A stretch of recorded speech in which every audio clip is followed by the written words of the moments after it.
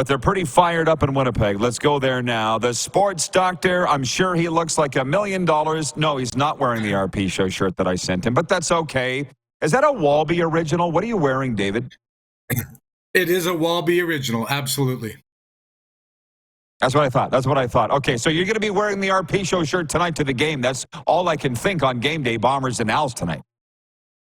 100%. But yeah, you got to rep your team on game day, and that's why I'm wearing that. But I rep my RP shirt. And I'm sorry, I haven't sent you the photo yet. But hey, I just want to say this. You're in Moose Jaw, Saskatchewan. Have you bumped into Burton Cummings yet? He lives in Moose Jaw, Saskatchewan. No. How about that? You're like the 17th person to ask me that. I don't know where a guy like Burton Cummings would hang out, but pretty sure it's not the same place as I hang out or a sports facility like this. Okay. The Bombers have never beaten Montreal. 6 times in the week one. They've met 6 times in week one. They've never beat them. Do you think that streak continues tonight, David? I do. I don't think that's going to continue. What's Cody Fajardo? What's his record against the Bombers? 2-9 or 2-7 or something like that. So 1-0 in the Grey Cup, buddy. 1-0 in the Grey Cup. Stop it. I was just going to say that. The one off aside from that, Cody Fajardo doesn't have much success at Princess Auto Stadium, the renamed IG Field. I think that Bombers have a lot to prove. The Bombers have been very quiet this week. There's not been a lot of chest thumping. There hasn't been a lot of braggadocio. I think that this is a very, very focused team on avenging the embarrassment that happened last November in Hamilton. Ooh. Okay, is that what you think or is that what you hear? I never even thought about that the revenge, because you know these Grey Cup rematches are a great thing, but even if you win and you lost in the Grey Cup, it doesn't satisfy, it doesn't scratch the itch. Have they been talking about that at all? No. All it's been caught a claw back after 2 consecutive Grey Cup losses, which really stings, and that's been the narrative a little bit. When you hear Mike O'Shea speak, when you hear a lot of the players speak, it's like we're getting back there. We have the same team. We're going to do it. We have to erase what happened last year in the Grey Cup. But, this is a team that's, aside from a couple of pieces, that it's the same team that's been going to the Grey Cups for the last bunch of years. It's the excitement in town, which was squashed a little bit with the drubbing Calgary gave us in the preseason. But, I've gone to almost every game. Blue Bomber home game over the last few years and some road games. And I needed a program last week because I did not recognize hardly any of the players. And everybody sat. There was more guys I recognized looking across the field that were in street clothes than there were on the team. So it was the very, very final tryouts last week. That preseason game absolutely means nothing. But I've said this on your show many, many times. If you win both your preseason games, and yes, I'm looking at you, Saskatchewan fans. You're planning the parade, you're going to the Grey Cup. But if you lose both of them, it's like, it's just preseason. So it's kind of the weird thing about preseason. But this is a team that's super focused, the Winnipeg Blue Bombers. And, Montreal, that was the snowball going downhill last year. And that was almost like you just couldn't stop them. And they just took that momentum into the Grey Cup and handed it to the Winnipeg Blue Bombers. They played such an excellent game. You'd have no excuses. They were a much better team. And can they make this 2 in a row against the Winnipeg Blue Bombers? I don't think they can. I think your prediction for week 1 in the CFL tonight is wrong. I'm cheering for Cody.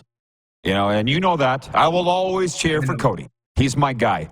I don't know if he was playing, well, he would never play on the Devils team, but you know what I mean. I'm always going to cheer for Cody.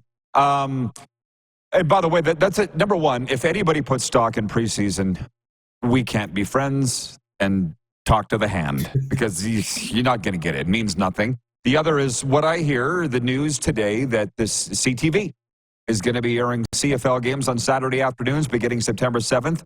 as well as playoff games in the Grey Cup, because the criticism, that's not even a criticism, but I hear from people, I don't know who the players are. This should help that. Your thoughts on that news today out of the CFL and Bell Media? No, and you said it in the last segment with Moose. Instead of an afternoon full of Big Bang Theory reruns, why couldn't they do that? Why do we get NFL all over CTV, Super Bowl, playoff games, CTV2 airs Sunday Night Football, TSN is the home of Monday Night Football, and it just boggles my mind. It's programming. Like every channel, every station, everybody knows this, and you being in the media business, you need Canadian content. And what is more Canadian content than a game that's going to originate from Winnipeg or Regina? So I guess that means starting in September, I guess that means the Banjo Bowl could be on CTV. That'd be interesting. How about that? Yeah, well, it's something we've been pushing for years. All this proves to me is how long it takes to get affect change, because I'm sure the CFL clearly would have wanted it too. Yeah. And I've always thought maybe there was some sort of exclusivity in the TSN deal, but you'd have to say, like, the same thing like you said about the programmer there. Do you want some CanCon? Do you want some CFL games on TV? It should be yes, absolutely, 100%. We don't have to do anything. We just have to press a button, and there's the game. Exactly.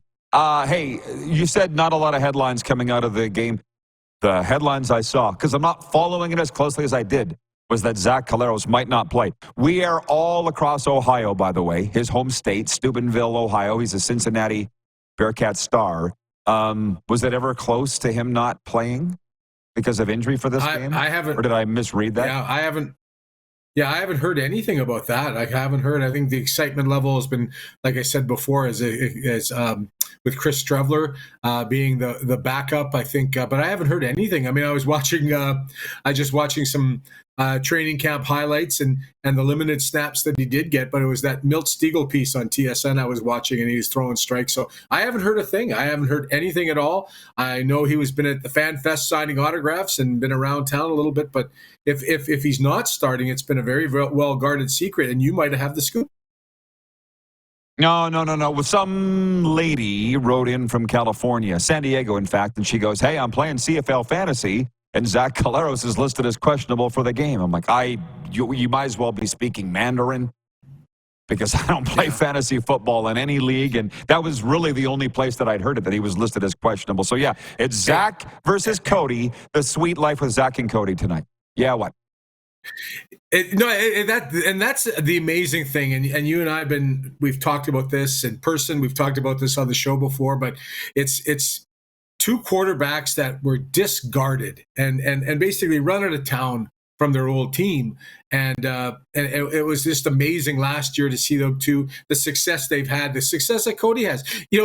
Cody Fajardo is not a guy that you can hate at all, and I know for the rest of the Canadian Football League, the Winnipeg Blue Bombers are the New England Patriots. People hate them. They just hate him. Saskatchewan, they hate him. They booed him out of the building in the Grey Cup against Toronto. They hate him. They hate Mike O'Shea. They think he's Bill Belichick. And Zach Collaros could just be Tom Brady. It's amazing success, but everybody hates him. But Cody Fajardo does not have that same level of hatred anywhere that he goes. In fact, he seems like a very likable man. Yeah. Well, I don't hate Winnipeg. I respect the hell out of them, but I'm not like everybody else either. Okay, Dave, have fun tonight. Wear the shirt. Say hey to everybody, all my Winnipeg friends, and go Bombers. Thanks, Rod, and thanks for having me on. You bet, pal. Thank you for all the support. The sports doctor, Dave Pedersen. More support from him than a pair of pantyhose.